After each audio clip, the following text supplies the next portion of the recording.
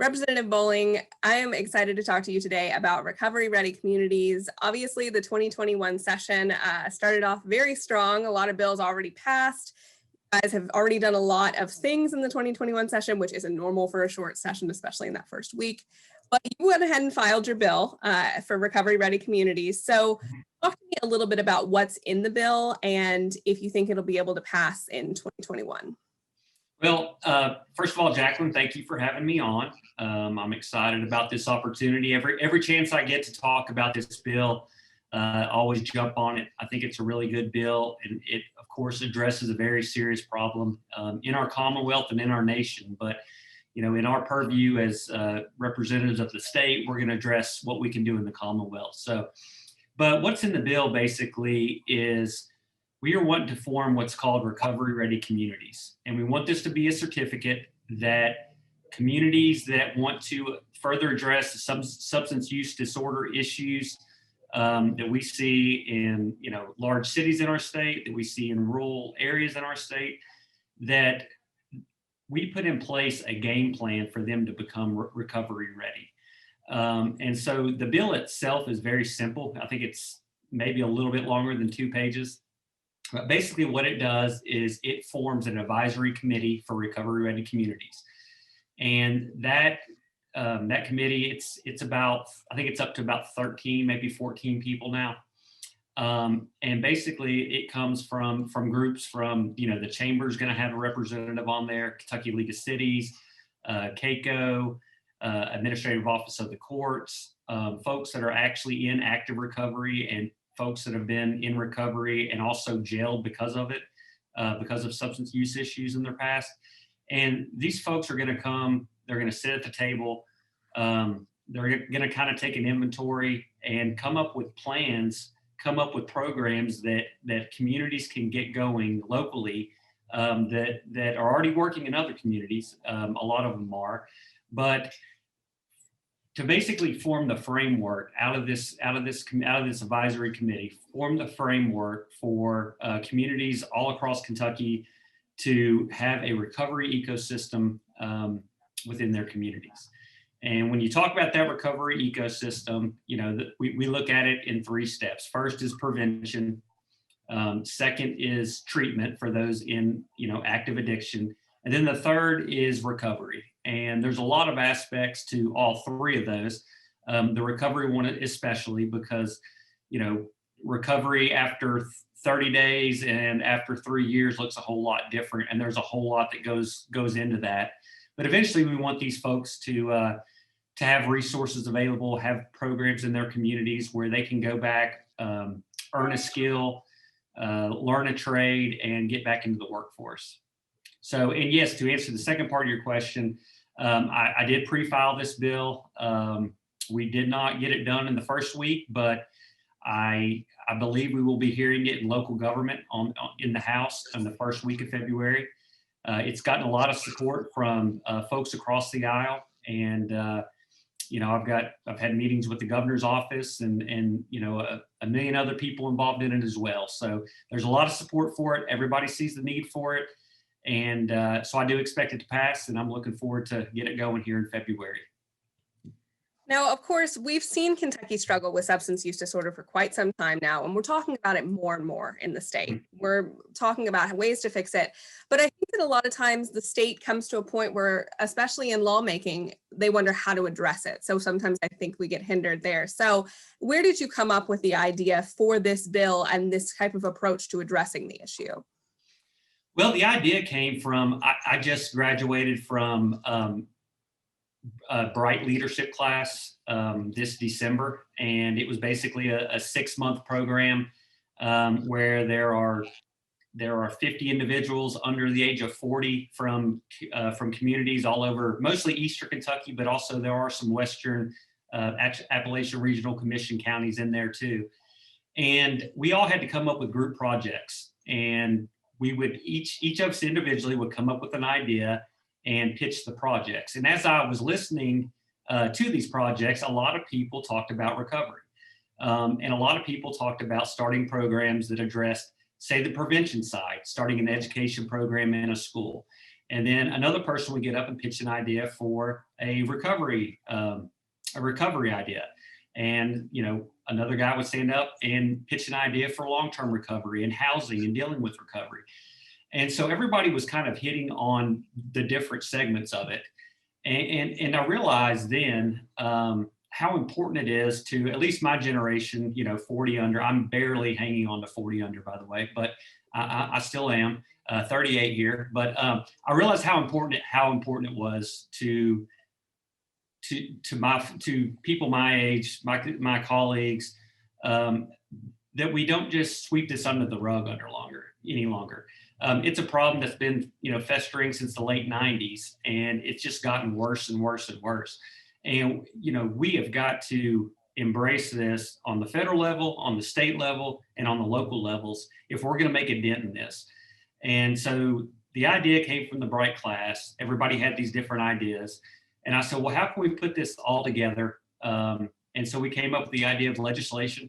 And so that's what this legislation is trying to address, to make sure communities have all three aspects in their communities, you know, prevention, recovery, prevention, treatment, and long-term recovery. So if the bill passes and becomes law and a community gets started, how do they get started with this? So obviously they'll have a group of people in the community that are talking about this, that are coming up with a plan. But what does it look like after the bill becomes law for a community to implement this type of policy? So the advisory council will be housed in the Office of Drug Control Policy. Van Ingram, from day one, we had meetings with him, and he was on board from day one. He said, I don't know how we'll make this work and the funding and all that. He said, but yes, this is a good program. Let's get it done. We'll figure that stuff out later. So he's been a champion in this, and definitely want to give him a shout out. But so basically this advisory committee will come up with the standards, and, you know, under prevention, they'll have a list of 15, 20, 25 programs that they've seen work in other communities. And then under treatment, they'll have a list of programs under that one as well. And recovery, they'll have that list as well. And they'll basically, these communities, if they, whether it's the county fiscal courts or a city council or a recovery group within that county, you know, private individuals, if they want to engage in this process, becoming recovery ready, they'll be able to reach out to Van's office, and they'll be able to start the process, start working through the process with the committee under the committee's recommendations. And there'll be a person in the Office of Drug Control Policy that this is all they do, this is all they focus on. So there will be help on, you know, what programs, looking at our community, say I live in Middlesboro, say Middlesboro comes to them and say, hey, you know, we see all this list of programs, but what is working in communities similar to us? And, you know, they can give their recommendations of 4 or 5 of the programs, and Middlesboro can decide, you know, which ones they think would be a best fit. And, you know, a really valuable aspect of this is if a community decides to go down this road, of them sitting back and taking a self-inventory. There's so much value in that, of saying, okay, what do we have in place here? What do we have in place under all 3 of these categories of recovery ready? And, you know, they might already have 2 or 3 in place in the prevention side. They might have 1 in place on the recovery side, but there's nothing on the active treatment. So what programs are out there that they can push, that they can get implemented in their communities to make sure they have all 3 phases in their communities? Obviously, like you said, the goals are prevention, treatment, and recovery. And those are 3 key areas, especially for people struggling. You know, we're learning more and more, the more we talk about it, that this starts so much earlier than any of us would have thought, you know, so prevention is so key. But what do you think this could accomplish outside of those 3 goals? When we talk about substance use disorder and addiction, we talk about criminal justice reform in the same breath half the time. Right. But a lot of people with substance use disorder end up behind bars when they should receive treatment. But also, do you hope that this kind of addresses prison populations and incarceration rates, and maybe as well as awareness? Because I think we're all starting to understand a little more and have some more compassion and empathy, and understand that this is a disease rather than a choice. And Right. Are you hoping that this raises awareness and also maybe addresses some of those other issues as well?